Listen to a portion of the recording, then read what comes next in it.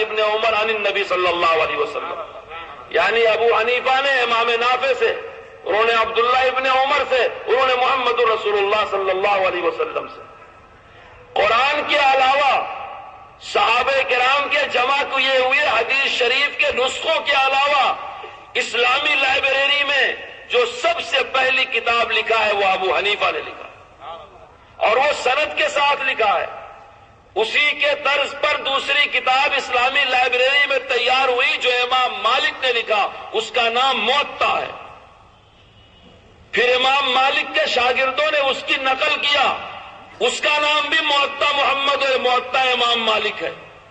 ابو حنیفہ رحمۃ اللہ علیہ کے شاگردوں میں امام محمد رحمۃ اللہ علیہ نے 6 بڑی کتابیں لکھا، جامع صغیر، جامع کبیر، سیر صغیر، سیر کبیر، مبسوط اور زیادات۔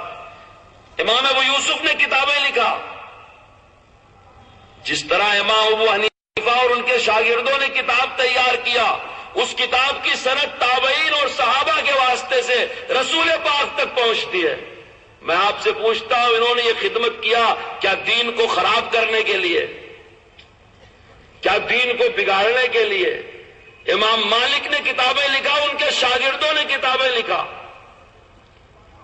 امام شافعی رحمۃ اللہ علیہ نے کتاب لکھا، اس کا نام کتاب الام ہے، چھپی ہوئی ہے، اٹھا کر کے دیکھ لو۔ امام شافعی سند سے روایت نقل کرتے ہیں کہ میں نے فلاں سے، انہوں نے فلاں سے، انہوں نے فلاں سے، اور رسول پاک صلی اللہ علیہ وسلم سے یہ روایت نقل کیا۔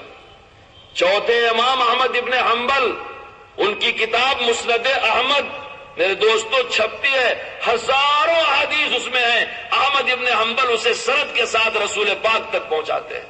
یہ ہے وہ فقہ جس کو ہم مانتے ہیں، یہ ہے وہ مسئلے جس کو ہم مانتے ہیں۔ دیکھو ایک سوال اور کر کے جاتا ہوں، جیسے ہماری فقہ رسول پاک تک پہنچتی ہے، صحابہ تک پہنچتی ہے، ہماری تفسیر رسول پاک تک پہنچتی ہے، ہماری حدیث رسول پاک تک پہنچتی ہے، ہمارے زمانے کے غیر مقلدین حدیث تفسیر کی کتاب کا مطالبہ نہیں کرتا، ایک نورانی قاعدہ جیسی کتاب پیش کر دیں جس کی سند حنفی واسطے کے بغیر رسول پاک تک پہنچا دیں۔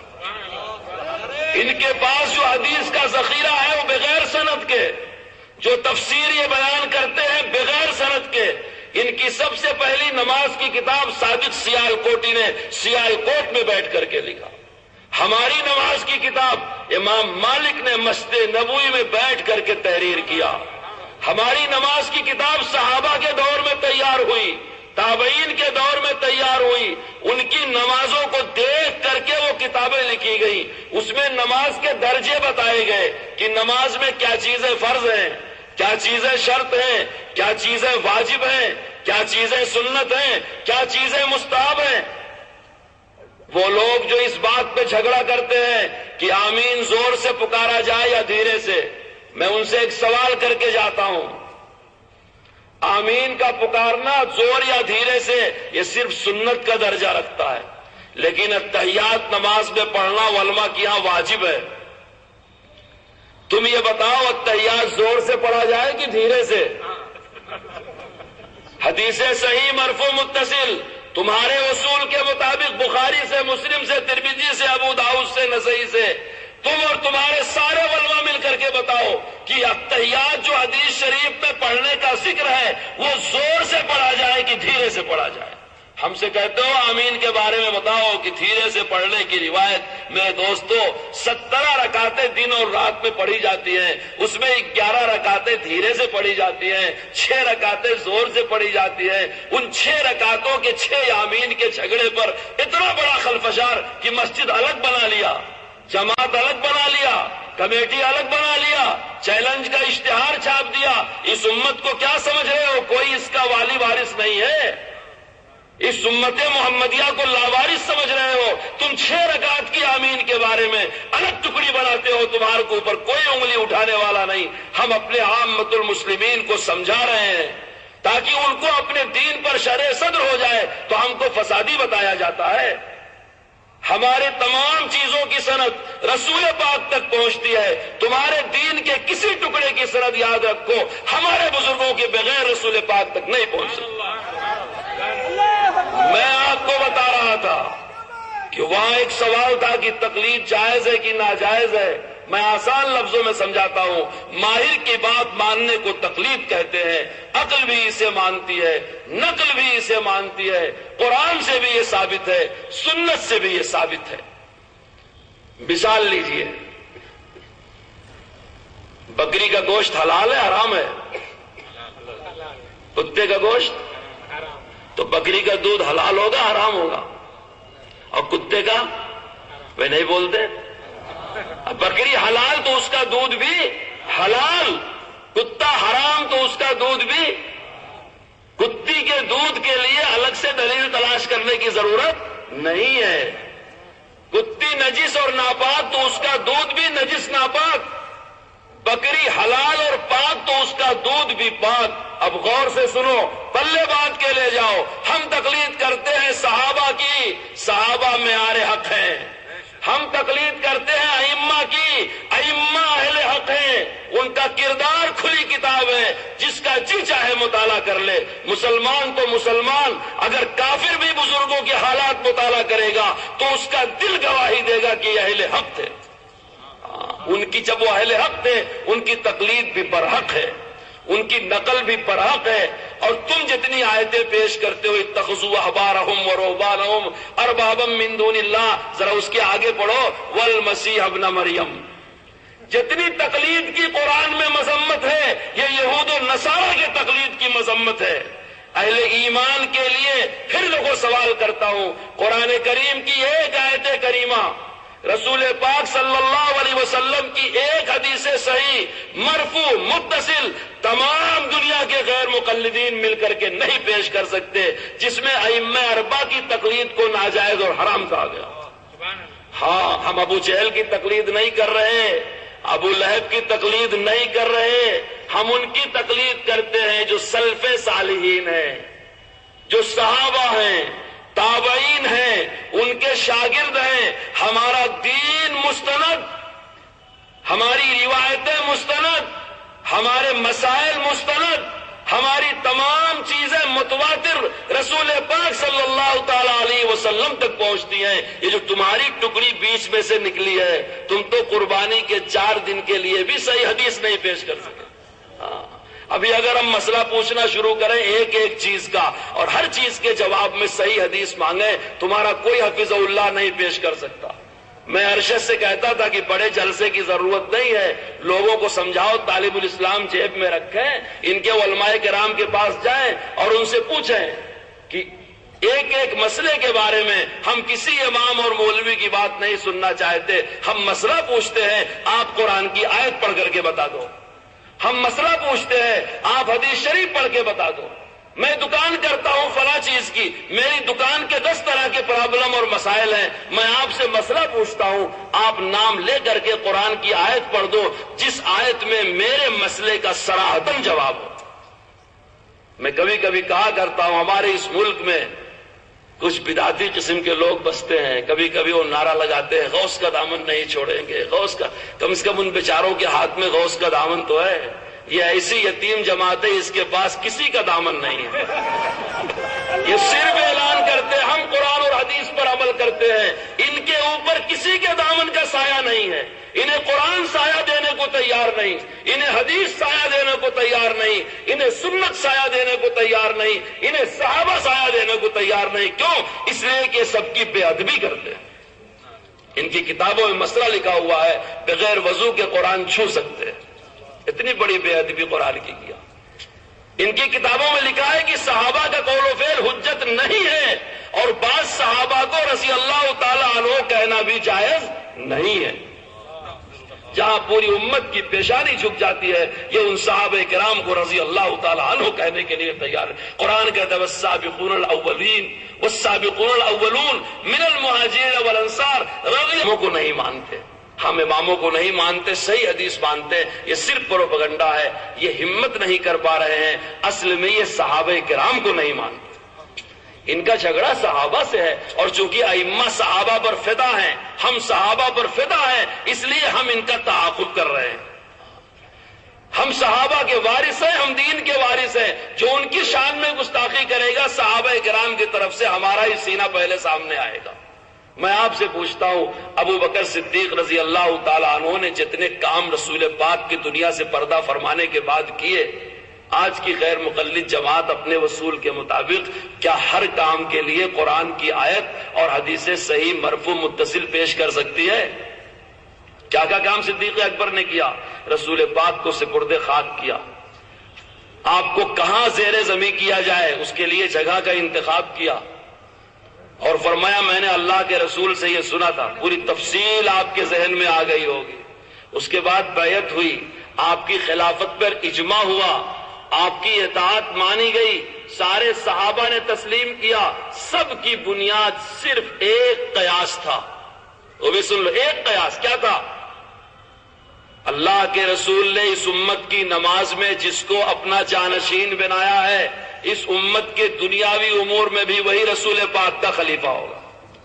اگر قیاس کرنا فعل شیطانی ہے تو قرن اول کے سارے صحابہ جنہوں نے یہ دیکھ کے کہ رسول پاک نے اپنے مصلی پر صدیق اکبر کو کھڑا کیا، اپنے امور سارے صدیق اکبر کے حوالے کر دیے، اگر قیاس کرنا فعل شیطانی ہے تو تمہارا یہ کہاں تک نشانہ جا رہا ہے؟ تم صحابہ کرام کو کیا کہو گے؟ پھر یہ کہتے ہیں صحابہ نے بگاڑ دیا دین کو۔ کیسے بگاڑا؟ حضرت عمر نے اپنے زمانے میں طاقت سے کئی فیصلے کیے، اسی فیصلے میں یہ بھی کیا کہ رمضان میں مسلمان 20 رکعت تراویح پڑھے۔ پوری امت میں حضرت عمر کی تراویح کے منکر صرف شیعہ تھے، یا تو ہمارے زمانے کے غیر مقلدین، ان کے ہاں تراویح نام کی کوئی نماز نہیں ہے، بلکہ یہ تراویح کو بدعت کہتے ہیں۔ میں تم سے پوچھتا ہوں، جب ہمارا تمہارا عقیدہ ہے کہ صحابی بدعتی نہیں ہوتا تو ان کے بدعت کہنے کا اثر کتنی دور تک پڑتا ہے؟ کس نے 20 رکعت تراویح شروع کیا؟ کہاں شروع کیا؟ رسول پاک کی مسجد میں۔ اچھا یہ پڑھواتے کیسے بھائی؟ 8 رکعت پڑھو۔ میں پوچھتا ہوں، اگر 8 رکعت تراویح ہے، ابو بکر صدیق کے زمانے میں رمضان آیا تھا کہ نہیں آیا تھا؟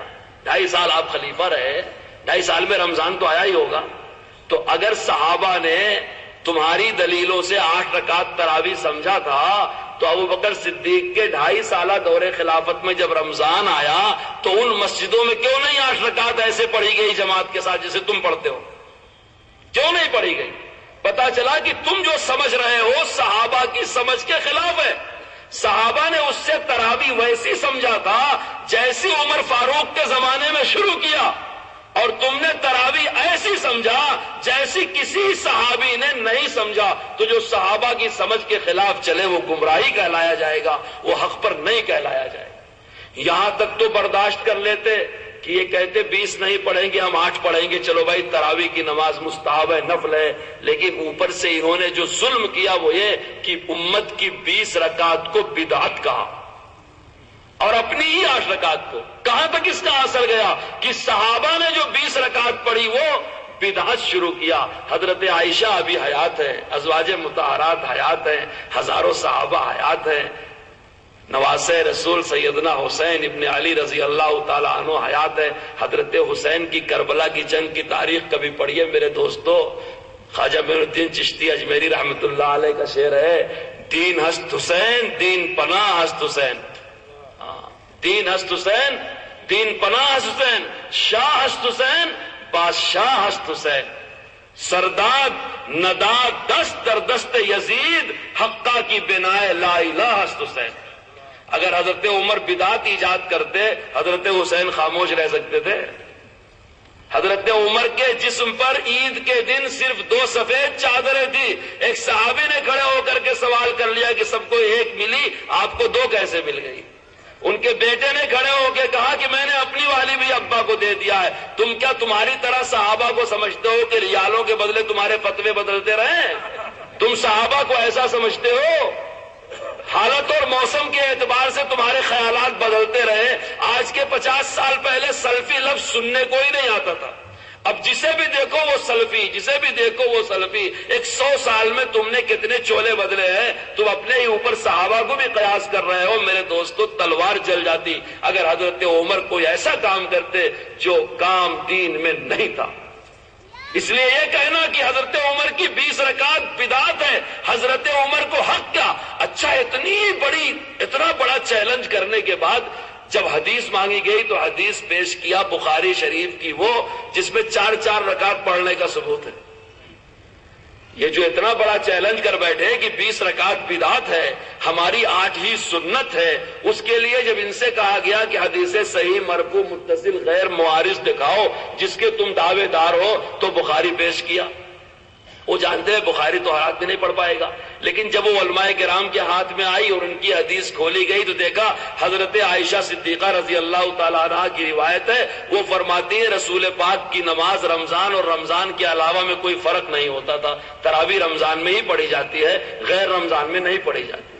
اور ان کی اس دلیل والی حدیث میں لکھا اربان کی 4 پڑھتے تھے، اور اسی میں لکھا ہے کہ وتر 3 پڑھتے تھے۔ تو چیلنج اتنا بڑا دے بیٹھے، لیکن ثبوت پیش کرنے آئے تو ثبوت پیش نہیں کر سکے۔ اس لیے ان کا اختلاف اماموں سے ہے، یہ صرف پروپیگنڈا کرتے ہیں، ان کا اختلاف صحابہ کرام سے ہے۔ اور وہ اختلاف کی بنیاد یہ ہے کہ ان کے دماغ میں ایک خناس بسا ہوا ہے کہ امت نے جو درجہ صحابی کو دیا ہے کہ صحابی کی سمجھ حجت، صحابی کی فہم حجت، صحابی کا قول حجت، ہمارے مولوی کا بھی وہی درجہ ہونا چاہیے۔ جب ہم بتا دیں کہ نماز ایسی ہے تو ہم سے پھر کوئی دلیل کا مطالبہ نہ کرے، ہمارے فہم پر بھروسہ کرے، ہمارے فتوے پر بھروسہ کرے۔ ہمارے علاوہ کسی اور کے پیچھے جائے گا تو ہم اس کو مشرک کہیں گے، گمراہ کہیں گے۔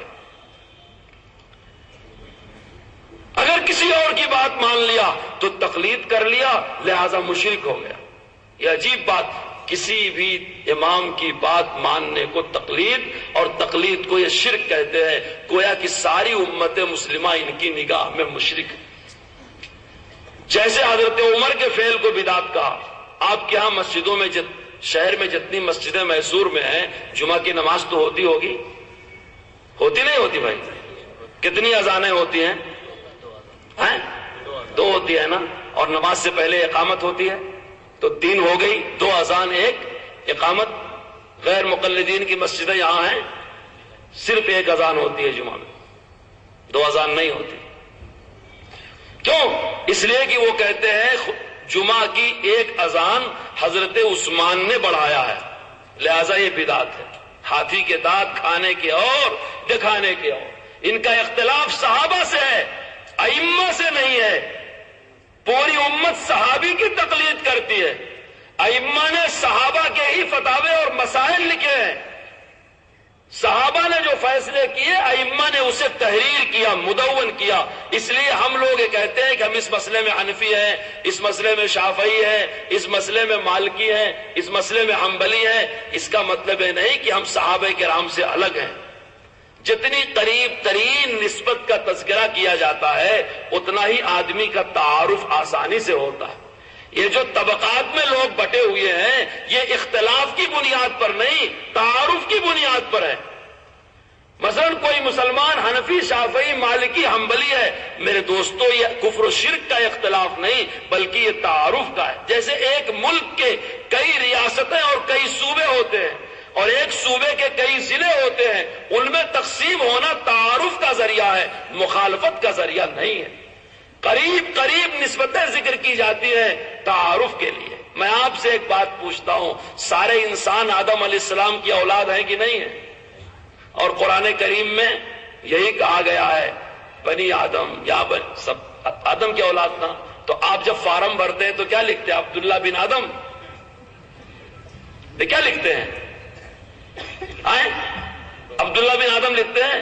میں کبھی کبھی تعجب کرتا ہوں کہ ان کے جھانسے میں آنے والے کتنے بڑے بیوقوف ہیں، عقل کہاں رکھ کر کے چلے جاتے ہیں۔ وہ پوچھتے ہیں بھائی تم حنفی ہو یا محمدی ہو؟ اگر میں تم سے پوچھوں کہ تم آدم کی اولاد ہو کہ اپنے ابا کی اولاد ہو، میری بات سنو گے اور سے؟ بول صاحب کیسی بات آپ کرتے ہیں؟ میں کہوں ارے تم نے اپنے ابا کا نام ولدیت میں لکھ دیا، قرآن کی مخالفت کر دیا، تم قرآن کے مخالف ہو گئے۔ اللہ کے رسول نے تو یہ کہا تھا کہ میں تمہارے اندر 2 چیزیں چھوڑ کر کے جا رہا ہوں، اور اللہ یہ کہہ رہا ہے اطیعوا اللہ و اطیعوا الرسول، اللہ کی مانو، رسول اللہ کی مانو۔ تم عالم مولویوں کے مسئلے مسائل مانتے ہو، جب میری بات پر آپ ہنس رہے ہیں کہ اپنے ابا کی اولاد ہو کہ آدم کی اولاد ہو، تو ان کی بات بھی تو قابل ہنسی ہے جو یہ کہتے ہیں کہ آپ محمد الرسول اللہ کو نہیں مانتے، اماموں کو مانتے ہیں، مولویوں کو مانتے ہیں۔ میرے دوستو قریب قریب کی جو نسبتیں ہیں، قریب قریب کی نسبتیں، وہ تعارف کا ذریعہ ہیں، وہ اختلاف کا ذریعہ نہیں ہوتی۔ اگر تم فارم بھرنے جاؤ اپنے اسکول میں اور ڈائریکٹ لکھ دو انڈیا الہند، موٹا سے لکھو الہند، انڈیا ہندوستان فلاں فلاں فلاں، نیچے ہندوستان، نہ میسور کا نام لکھو، نہ محلے کا نام لکھو، نہ ڈور نمبر لکھو، بعد میں بولو بھائی ہم لوگ انڈین، ہمارے پاسپورٹ میں نیشنلٹی انڈین لکھی ہے، تو متعلقہ افسر کہے گا کہ آپ اپنے دماغ کا علاج کراؤ، یہاں ڈور نمبر بھی لکھنا، گلی نمبر بھی لکھنا، محلے کا نمبر بھی لکھنا، شہر لکھنا، ریاست لکھنا، پھر انڈیا کا نمبر آئے گا۔ تو جب آپ سے پوچھا جائے گا کہ آپ کس امام کے پیچھے نماز پڑھتے ہیں، تو اپنے مسجد کے امام کا نام لینا ہوگا نا۔ آپ نے کس سے قرآن پڑھا تو مدرسے کے مولوی صاحب کا نام لیں گے۔ اللہ تعالیٰ تو فرما رہا الرحمن علم القرآن، کہ اللہ نے قرآن سکھایا اور اللہ نے قرآن نازل کیا تاکہ پڑھو۔ تو تعارف اور پہچان کے لیے قریب ترین واسطوں کا تذکرہ کیا جاتا ہے، جس کو یہ پروپیگنڈا کرتے ہیں کہ تم لوگوں نے رسول پاک کو چھوڑ دیا اور اماموں کو پکڑ لیا۔ میرے دوستو، رسول پاک کے پیچھے چلنے کے لیے ہی ائمہ کرام کے پیچھے چلتے ہیں، اور ائمہ کرام نے جو دین ہم تک پہنچایا ہے وہ رسول پاک والا ہی دین ہے۔ اپنے گھر سے انہوں نے کچھ نہیں کہا ہے، ان کا اختلاف صحابہ کرام سے ہے، اسی لیے یہ تراویح کی 20 رکعت نہیں پڑھتے، اور اسی لیے یہ جمعہ کی 2 اذانیں نہیں دیتے۔ کہتے ایک اذان حضرت عثمان غنی رضی اللہ تعالیٰ عنہ نے پڑھایا ہے، یہ حضرت عثمان کی بدعت ہے۔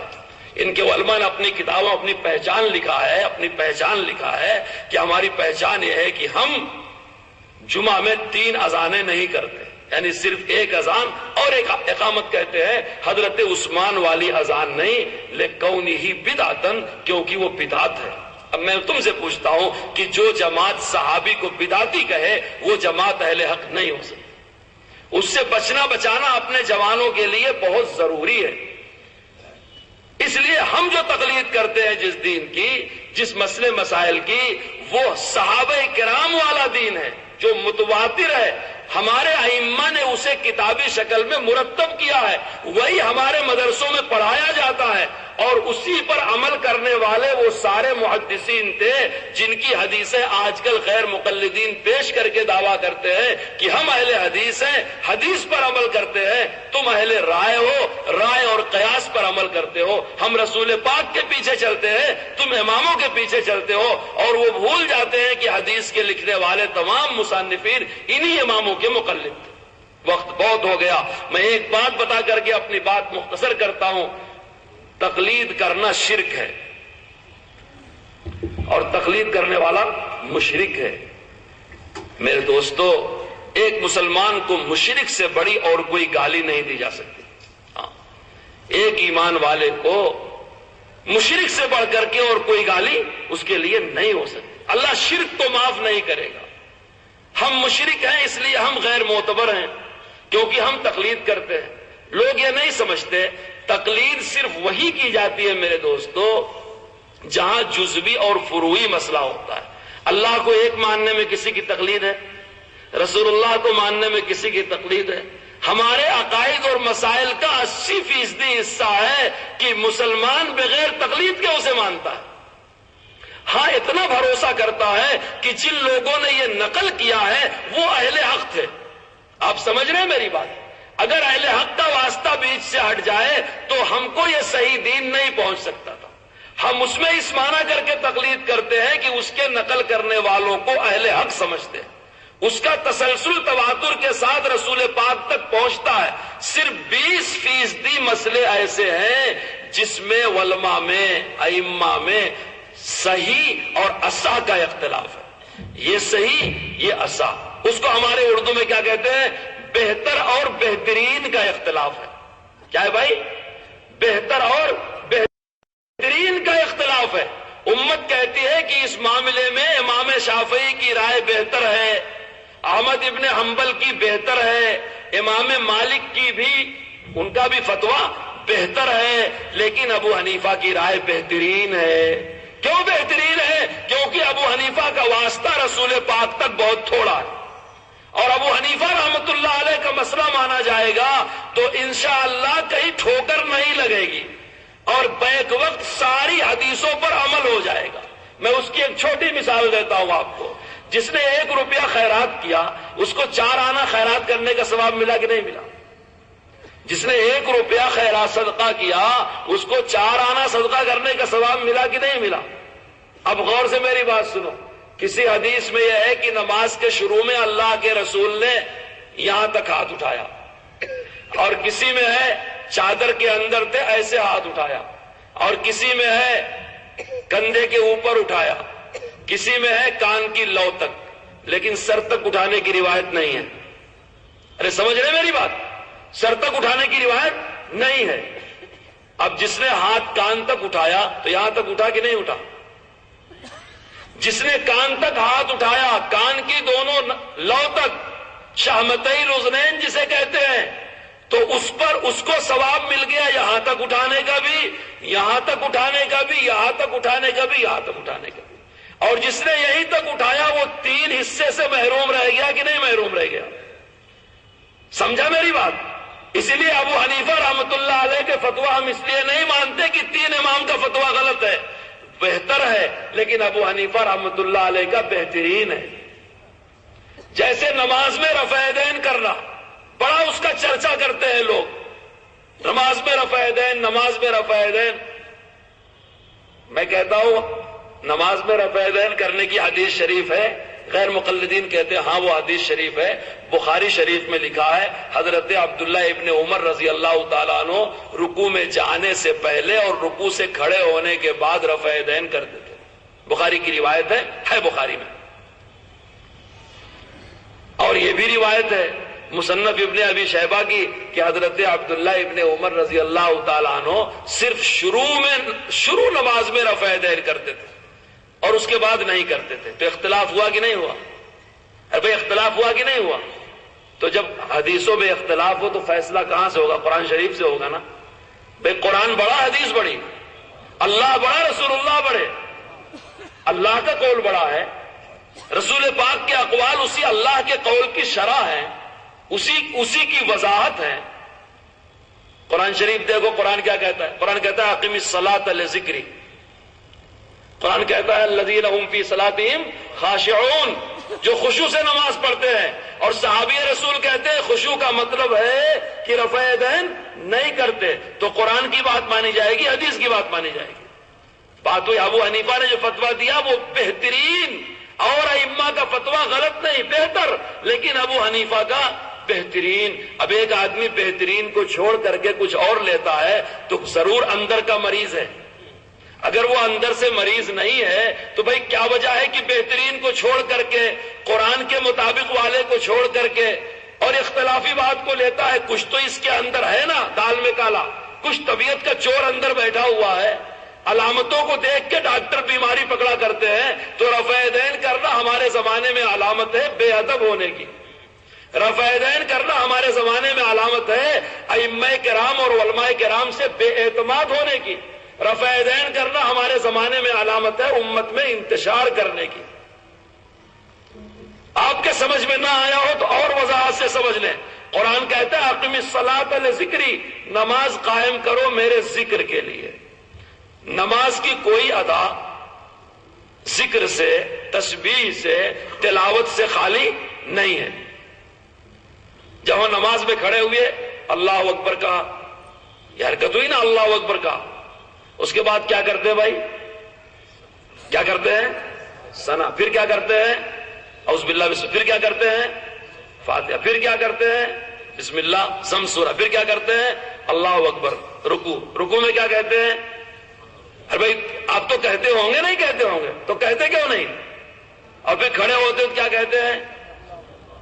اور اس کے بعد اگر منفرد تو کہے گا مقتدی ربنا لک الحمد کہ نہیں. پھر کیا کرتے ہیں؟ اللہ. ایک رکعت ایسے ہی پوری نماز پوری کرتے ہیں نا. میں دیکھو ایک سوال اور کر کے جا رہا ہوں. غیر مقلدین یہ بتائیں جب نماز کی ہر ادا میں کوئی نہ کوئی ذکر ہے تو وہ جو ہاتھ ہلاتے ہیں اس میں کیا ذکر ہے؟ ہم نے وتر کی تیسری رکعت پہ ہاتھ اٹھایا تو اللہ اکبر کہا. غور سے سنو. ہم نے عید کی 6 تکبیریں کہی تو اللہ اکبر کہا. بڑی آسانی سمجھا دیتے ہیں کہ دیکھو حنفی لوگ وتر میں رفع یدین کرتے ہیں، عید میں رفع دین کرتے ہیں، نماز میں نہیں کرتے۔ اللہ کے بندو، ہمارا رفع دین ذکر کے ساتھ ہوتا ہے، کیونکہ نماز ذکر سے خالی نہیں، نماز خشوع سے خالی نہیں، نماز قائم ہی کی جاتی ہے ذکر کے لیے، خدا کی یاد کے لیے۔ ہم نے وتر میں قنوت کے لیے اللہ اکبر کہا، جب ہاتھ اٹھایا تو اللہ اکبر کہا، عید کی 6 زائد تکبیریں کہا تو اللہ اکبر کہا۔ آپ حج کرنے گئے ہیں، حجر اسود سے طواف شروع کیا تو تسبیح پڑھا کہ نہیں پڑھا؟ شیطان کو کنکری مارا تو تسبیح پڑھا کہ نہیں پڑھا؟ ہم مومن ہیں، ہمارے ہاتھ کی کوئی حرکت اللہ کے نام سے بے نیاز نہیں ہے، ذکر اور تسبیح سے بے نیاز نہیں ہے۔ ہم اتحیات میں بیٹھے، ہم نے انگلی کا اشارہ کیا، اشہد ان لا الہ الا اللہ، ہماری انگلی کا اشارہ بھی خدا کے نام کے بغیر نہیں۔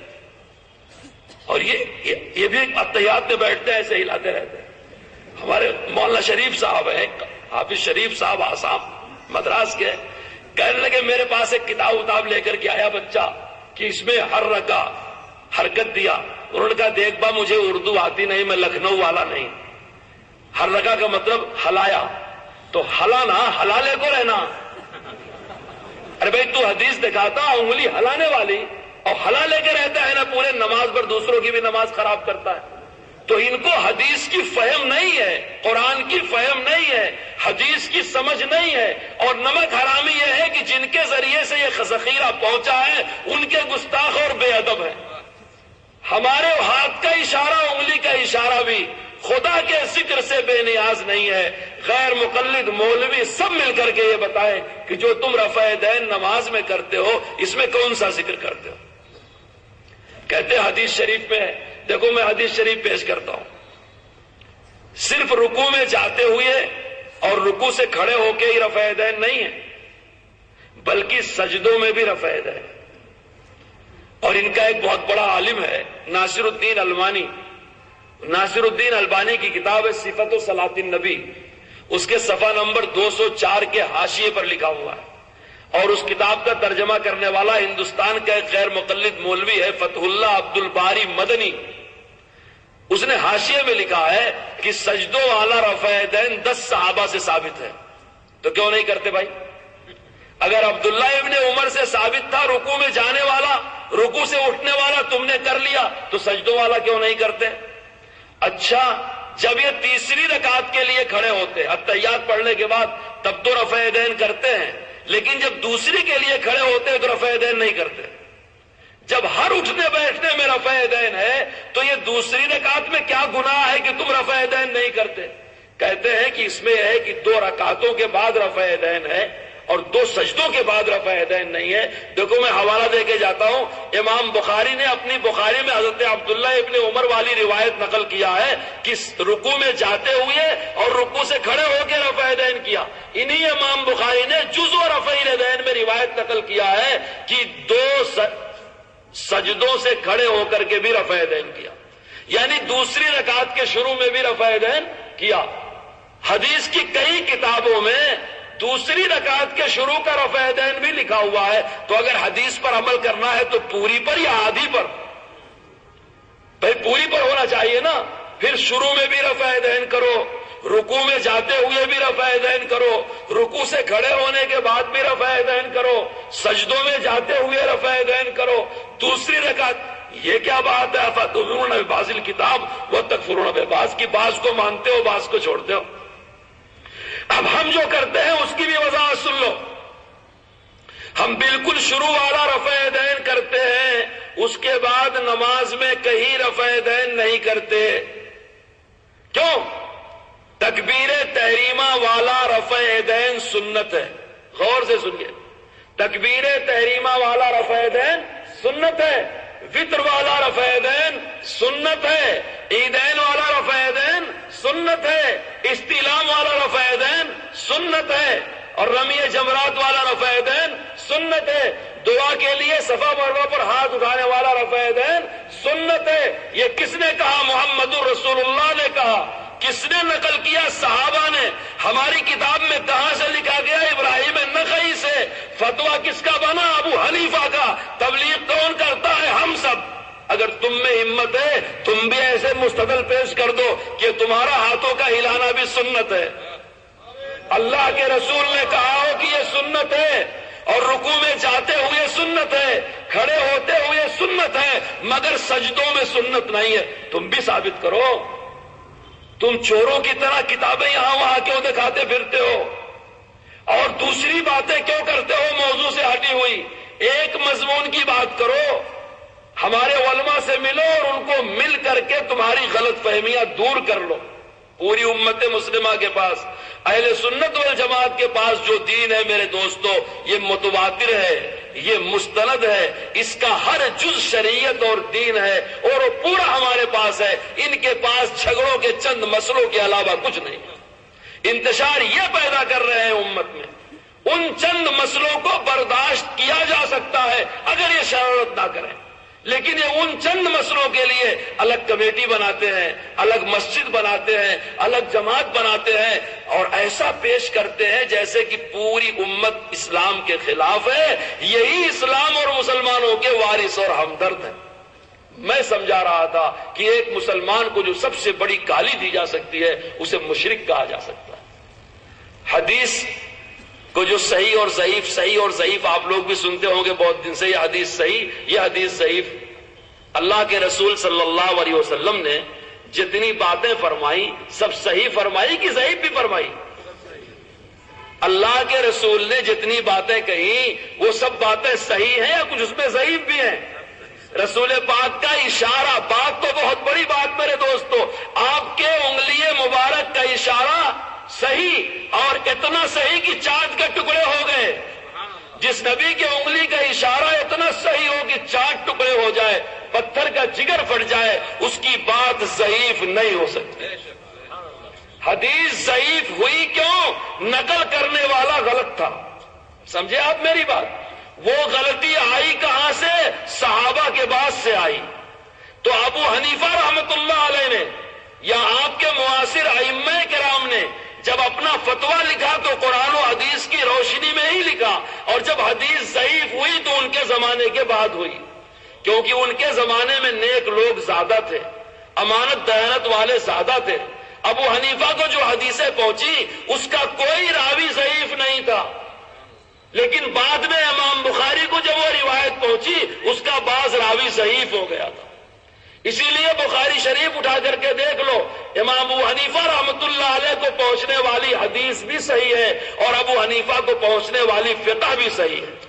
ابو حنیفہ رحمت اللہ علیہ نے اپنی فقہ کو سند کے ساتھ بیان کیا ہے۔ فقہ کی سند کا کوئی راوی ضعیف اور متہم نہیں ہے۔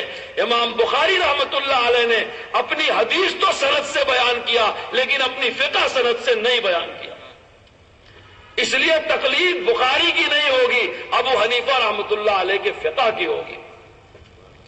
اگر حدیث کے نقل کرنے والا کوئی آدمی بد اخلاق ہے، جھوٹ بولتا ہے، غلط کار ہے، تو کہتے ہیں اس کی نقل کی وجہ سے یہ حدیث ضعیف ہو گئی۔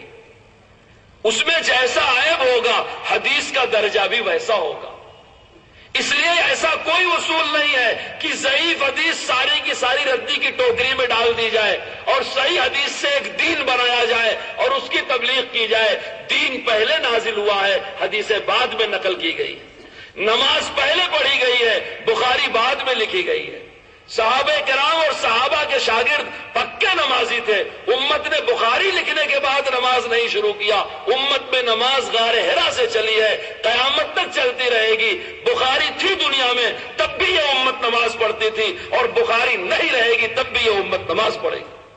اس لیے ہمارا دین حدیث کی کتابوں کا مرہون منت نہیں، بخاری کا مرہون منت نہیں، یہ اہل سنت کا دین ہے، سنتوں کا مرہون منت ہے۔ اور سنت صحیح اور ضعیف نہیں ہوتی، بلکہ جتنی سنتیں ہیں سب صحیح ہوتی ہیں اور محمد رسول اللہ صلی اللہ علیہ وسلم کو محبوب اور مرغوب ہوتی ہے۔ اسی پر امت کو چلنا اور اسی پر امت کو عمل کرنا۔ ہماری نماز اور ہمارا دین حدیث کے مطابق ہونا ضروری نہیں۔ یہ آپ کو دھوکہ دیا جاتا ہے جو کہا جاتا ہے کہ نماز حدیث کے موافق ہونی چاہیے، ایک مسلمان کی زندگی سنت کے موافق ہونی چاہیے۔ مسلمان معلوم یہ کرے گا سنت کیا ہے، پیدا ہو تو کیا سنت ہے، شادی ہو تو کیا سنت ہے، ختنہ ہو تو کیا سنت ہے، موتا ہو تو کیا سنت ہے۔ ہر عمل میں مسلمان سنت پر عمل کا مکلف ہے، حدیث پر عمل کا مکلف نہیں ہے۔ سنت پر عمل کا حکم رسول اللہ نے دیا ہے، علیکم بسنتی فرمایا۔ سنت پر عمل کا حکم اللہ نے دیا ہے، وَلَكُمْ فِي رَسُولِ اللَّهِ أُسْوَةٌ حَسَنَةٌ کہا۔ حدیث پر عمل کا حکم نہ اللہ نے دیا ہے نہ رسول اللہ نے دیا ہے۔ حدیث پاک ایک ذخیرہ ہے جسے محدثین نے اکٹھا کیا ائمہ کرام کے فتاوے کی تائید کے لیے، اور محمد رسول اللہ صلی اللہ علیہ وسلم کی ایک ایک ادا کو اور دین کے ایک ایک جزو کل کو محفوظ رکھنے کے لیے حدیث شریف کی کتابیں مدون اور مرتب کی گئی۔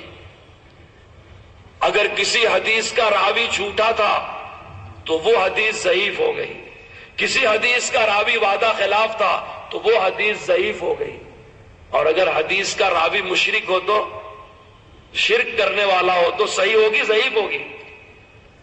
اگر حدیث کا نقل کرنے والا مشرک ہو تو وہ حدیث صحیح ہوگی ضعیف ہوگی؟ ضعیف ہی تو ہوگی نا۔ اب اگر تقلید کرنا شرک ہے تو تقلید صحابہ نے کیا، تقلید تابعین نے کیا۔ اس امت میں جتنے غیر مجتہدین گزرے ہیں، امت کے دو طبقے ہیں، ایک ان راسخین فی العلم کا جو مجتہدین ہیں، مسائل کو اس کے دلائل سے سمجھتے ہیں، ان کے ذمہ فرض ہے اجتہاد کرنا، اور جو لوگ اس درجے پہ فائق نہیں ہیں، قرآن کہتا ہے فاسألوا اہل الذکر، نہ جاننے والے جاننے والوں سے پوچھ لیں، ان کے ذمہ ہے مجتہدین کی اطاعت، اتباع اور تقلید کرنا۔ اس لیے دو ہی طبقہ اس امت میں ہمیشہ رہا ہے، یا تو مجتہدین کا یا تو مقلدین کا۔ دیکھو میں ایک سوال اور کر کے جاتا ہوں، غیر مقلدین سب مل کر کے صحابہ کرام کے دور سے لے کر کے خیر القرون کے بعد تک کسی ایک صحابی، کسی ایک تابعی، کسی ایک تبع تابعی، کسی ایک امام، کسی ایک امام کے شاگرد، کسی ایک مفسر، کسی ایک محدث کے بارے میں قرآن حدیث سے نہیں دلیل مانگ رہا ہوں، تاریخ کے مسلمہ شواہد سے یہ ثابت کریں فلان لا یجتہد ولا یقلد وکان غیر مقلد، کہ یہ فلاں آدمی نہ تو مجتہد تھا نہ تقلید کرتا تھا، بلکہ یہ ہمارے ہی جیسا منکر فقہ اور غیر مقلد تھا۔ امام بخاری کے بارے میں سوال ہے، یہ ثابت کر دو کہ امام بخاری نہ تو مجتہد تھے نہ تو مقلد تھے، ہماری طرح فقہ کا انکار کرنے والے غیر مقلد تھے۔ امام بخاری تو اپنی کتاب میں اماموں کی فقہ کو نقل کرتے ہیں، قالا مجاہد، قالا فلا، قالا فلا۔ امام ترمذی اپنی کتاب میں نام لے لے کر کے ائمہ کے فتاوے نقل کرتے ہیں، اور آج کا غیر مقلد اماموں کو گمراہ کہتا ہے، ان کے پیچھے چلنے والوں کو گمراہ کہتا ہے۔ وہ تو تقلید کرنے والے کو ائمہ متبوعین کہتے ہیں، اپنے سے بڑا مانتے ہیں، ان کو امام مانتے ہیں، ان کے پیچھے چلنے والوں کو ان کا مقلد۔ اگر تقلید کرنا شرک ہوتا تو امام بخاری کی ذمہ داری تھی کہ جیسے بخاری میں انہوں نے سب حدیثیں نقل کیا، ایک چاپٹر لکھتے کہ ائمہ اربعہ کی تقلید کرنا شرک ہے، اس کے نیچے حدیث لکھتے۔ اتنا تو ہر آدمی سمجھ سکتا ہے کہ ابو حنیفہ رحمۃ اللہ علیہ دنیا میں پہلے پیدا ہوئے، ان کے فالوورز پہلے پیدا ہوئے، ان کی اتباع کرنے والے پہلے پیدا ہوئے، امام بخاری اس کے بعد پیدا ہوئے۔ اتنا تو سب لوگ جانتے ہیں۔ اگر ابو حنیفہ رحمۃ اللہ علیہ کی تقلید کرنا شرک تھا تو امام بخاری کے ذمہ یہ فرض تھا کہ وہ اپنی کتاب میں ایک بات باندھتے، ایک ہیڈنگ لگاتے، اور امت میں پیدا ہونے والے اس فتنے کو سب سے پہلے اصلاح کی فکر کرتے۔ مگر وہاں تو بخاری میں اماموں کے فتاوے احترام سے نقل ہو کر کے ملتے۔ امام ترمذی کے ذمہ یہ فرض تھا، امام ترمذی کا انتقال 3 صدی ہجری میں ہوا، انہوں نے اپنی کتاب میں اماموں کے فتاوے نقل کیے، ان کے ذمہ یہ تھا اگر امام کو ماننا تقلید تھا اور تقلید شرک تھا تو ان کے ذمہ یہ تھا کہ اپنی کتاب میں لکھتے کہ یہ جو شرک کا راستہ امت میں شروع ہو گیا ہے، اس کو بند کرنا سب سے بڑا جہاد اور سب سے پہلا فرض ہے۔ میرے دوستو، بات توجہ کرنے سے سمجھ میں آتی ہے۔ اگر تقلید کرنا شرک ہے اور تقلید کرنے والا مقلد مشرک ہے، تو تم کیا کہنا چاہتے ہو؟ حدیث کی کتابیں لکھنے والے اماموں کے مقلد وہ مشرک تھے، پھر امام بخاری مشرک ہوں گے، امام ترمذی مشرک ہوں گے، امام مسلم مشرک ہوں گے، امام نسائی مشرک ہوں گے، امام ابو داؤد مشرک ہوں گے۔ یہ جتنے محدثین، جتنے مفسرین، جتنے میرے دوستوں بڑے بڑے فقہا گزرے ہیں، سب نے کسی نہ کسی کی تقلید کیا ہے۔ اگر تقلید کرنا شرک ہے تو یہ ماننا پڑے گا کہ دین کا جو ذخیرہ ہم تک پہنچا ہے یہ مشرکوں نے نقل کر کے پہنچایا، حتیٰ کہ قرآن کریم جو ہم تک پہنچا ہے یہ مشرکوں نے نقل کر کے پہنچایا ہے، کیونکہ قرآن کی قرأتوں کو نقل کرنے والے ائمہ قرأت وہ اماموں کے مقلد تھے۔ اور یہ جو بات پھیلائی جا رہی میرے دوستو، ایک ہی امام کو کیوں مانتے ہیں؟ ایک ہی جی صاحب، ایک ہی امام کو اس لیے مانتے ہیں کہ ہم در بدر پھرنے والے نہیں ہیں۔ ہم نے ایک نبی کی چوکھٹ پکڑا، ایک خلافت کی چوکھٹ پکڑا، اللہ کی ایک کتاب پکڑا، ایک امام کو پکڑا۔ آج بھی جب امت میں کسی مسئلے میں اختلاف ہوتا ہے تو ہم صبح دوپہر شام لباس نہیں بدلتے، ہم ایک بہترین راستے کو امانت دیانت کی بنیاد پر اختیار کر لیتے۔ اگر چاروں میں سے ایک کو ماننا جرم ہے، آپ اس مضمون کو شاید نہ سمجھ سکے، علماء سے پوچھئے گا، قرآن کریم 7 قرأتوں پر نازل ہوا تھا، یعنی سورہ فاتحہ 7 طریقے سے پڑھا جاتا ہے۔ اگر 7 میں سے کسی ایک کو پڑھنا گناہ ہے، کیونکہ 7 میں پڑھنے کی آزادی ہونا چاہیے، کسی ایک میں لکھنا گناہ ہے، حالانکہ وہاں 7 میں سے صرف ایک قرأت متواتر چل رہی ہے، اسی میں قرآن شریف کی کتابت ہوتی ہے۔ ہمارے ایک حنفی عالم نے علامہ البانی سے ایک مرتبہ پوچھا تھا، جو تقلید شخصی کی بڑی مخالفت کرتے تھے کہ اگر تقلید شخصی کرنا شرک ہے، یعنی ایک ہی امام کا فتویٰ ہر مسئلے میں لینا شرک ہے، تو جب سے آپ نماز پڑھنے لگے ہیں سورہ فاتحہ ایک ہی قرأت پر کیوں پڑھتے ہیں؟ کبھی آپ کو چاہیے فجر میں ایک قرأت میں پڑھو، ظہر میں ایک قرأت میں پڑھو، بلکہ 4 رکعت میں 4 قرأتوں میں پڑھو، الگ الگ ایک ہی قرأت میں پڑھنے کو آپ کیوں اکتفا کرتے ہیں؟ اگر تقلید شخصی شرک ہے تو آپ نماز پڑھ کر کے ایک امام کی قرأت میں سورہ فاتحہ کی قرأت کر کے مشرک ہوئے۔ اگر آپ مشرک نہیں ہوئے تو یہ امت بھی مشرک نہیں ہوئی۔ اس لیے میرے دوستو تقلید شرک نہیں ہے، بلکہ تقلید، علامہ اقبال نے بڑی اچھی بات کہی ہے، مانے تقلید ضبط ملت است، راہ آبا رو کی راہ جنت است، راہ آبا رو کی راہ جنت است، مانے تقلید ضبط ملت است، کہ باپ دادا کے راستے پر چلو یہ جنت کا راستہ ہے۔ اسی راستے پر صدیق اکبر چلے، عمر فاروق چلے، عثمان غنی چلے، علی المرتضیٰ چلے، حضرت حسنین کریمین چلے، ہمارے سارے ائمہ اکابر اولیاء اللہ اسی جنت کے راستے پر چلے، ہم بھی انہی کے پیچھے اسی جنت کے راستے پر چل رہے ہیں، اور اللہ نے اسی کا حکم دیا واتبع سبیل من اناب الی، اور اسی میں اس امت کے نظم و نسق اور اس کی حفاظت بھی ہے، اس میں اس امت کی قوت بھی ہے۔ ہر آدمی الگ الگ طرح 1.5 اینٹ کی مسجد بنا لے، ایک ایک بات پر عمل کرنے کی وجہ سے الگ الگ فرقہ بنا لے تو امت میں انتشار ہوگا۔ میں ایک جگہ ایسے ہی اپنی باتیں کہہ رہا تھا، ایک صاحب نے کہا بخاری سے ہی بتا دیجئے کہ بخاری میں بھی تقلید کرنے کا حکم دیا گیا۔ میں نے کہا دیکھو بخاری شریف میں کتاب الجنائز کی ایک روایت ہے، آپ لوگ بھی غور سے سن لیں، اتفاق سے بات یاد آ گئی۔ بخاری شریف میں کتاب الجنائز یعنی جنازے کا بیان، وہاں حضرت انس بن مالک رضی اللہ تعالیٰ عنہ کی روایت لکھی ہے، ان کے شاگرد ابو قتادہ نقل کرتے ہیں۔ دو کتنی پکی بات بتا رہا ہوں، انس بن مالک کی روایت ہے، بخاری خود اس کے ایک راوی ہیں، مرکزی راوی حضرت ابو قتادہ ہے۔ روایت کا مضمون یہ ہے، اللہ کے رسول صلی اللہ علیہ وسلم نے فرمایا کہ جب میت کو قبر میں دفن کر کے اس کے ساتھی واپس آتے ہیں تو 2 فرشتے آتے ہیں اور اس کو اٹھا کے بیٹھاتے ہیں اور اس سے سوال کرتے ہیں۔ وہ سوال معروف مشہور ہے، اس روایت میں ہے کہ اس سے پوچھتے ہیں ما تقول فی ھذا الرجل، یعنی قبر میں حضرت محمد رسول اللہ صلی اللہ علیہ وسلم کی زیارت ہوتی ہے اور ان سے پوچھا جاتا ہے مرنے والے سے کہ ان کے بارے میں کیا کہتا ہے، تو وہ ایک گواہی دیتا ہے کہ یہ میرے رسول ہیں۔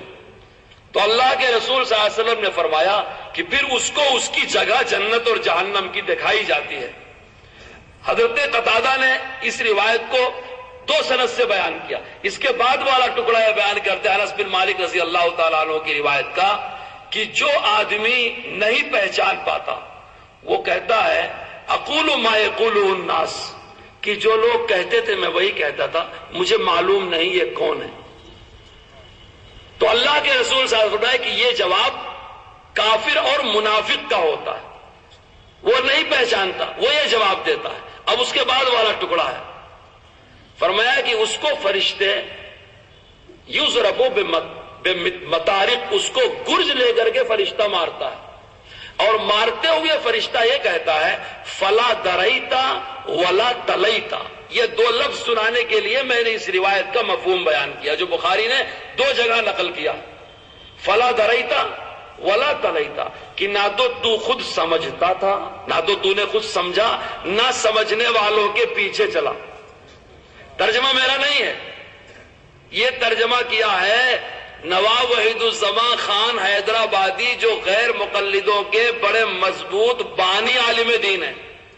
انہوں نے اپنی بخاری میں کتاب الجنائز میں بخاری کے ترجمے میں یہ حدیث نقل کیا، اور دونوں جگہ اس کا یہی ترجمہ کیا کہ نہ تو تو نے خود سمجھا، نہ سمجھنے والوں کے پیچھے چلا۔ میں ان سے پوچھتا ہوں اسی کا نام تو تقلید ہے؟ ہم ایسے غیر مقلد کیوں بنے کہ قبر میں ہم کو گرز لے کر کے مارا جائے اور یہ کہا جائے کہ نہ تو پیچھے چلا، نہ تو خود سمجھتا تھا، نہ سمجھنے والوں کے پیچھے چلا۔ جو پوچھتے ہیں کیا تم سے پوچھا جائے گا کہ ابو حنیفہ کی تقلید کیوں کیا؟ کیا قرآن میں ان کا نام تھا؟ کیا حدیث میں ان کا نام تھا؟ نام دکھاؤ اماموں کا، نام دکھاؤ بزرگوں کا۔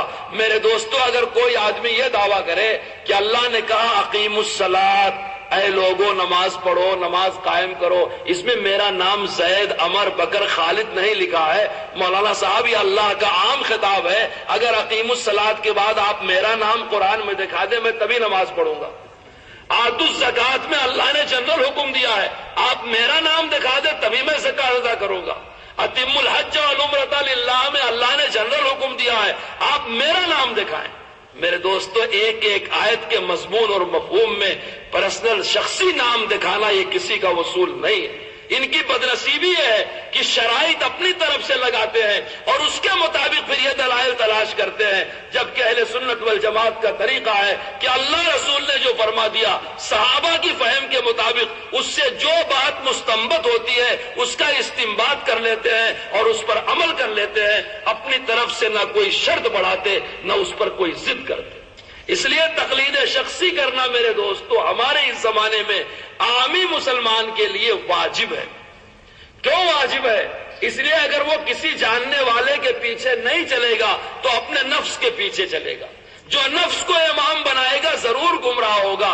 اسی وجہ سے فقہا نے اصطلاحی زبان میں تقلید شخصی کو واجب لغیر ہی کہا، اور اسی لیے امت ہمیشہ یہ کرتی رہی ہے کہ نہ جاننے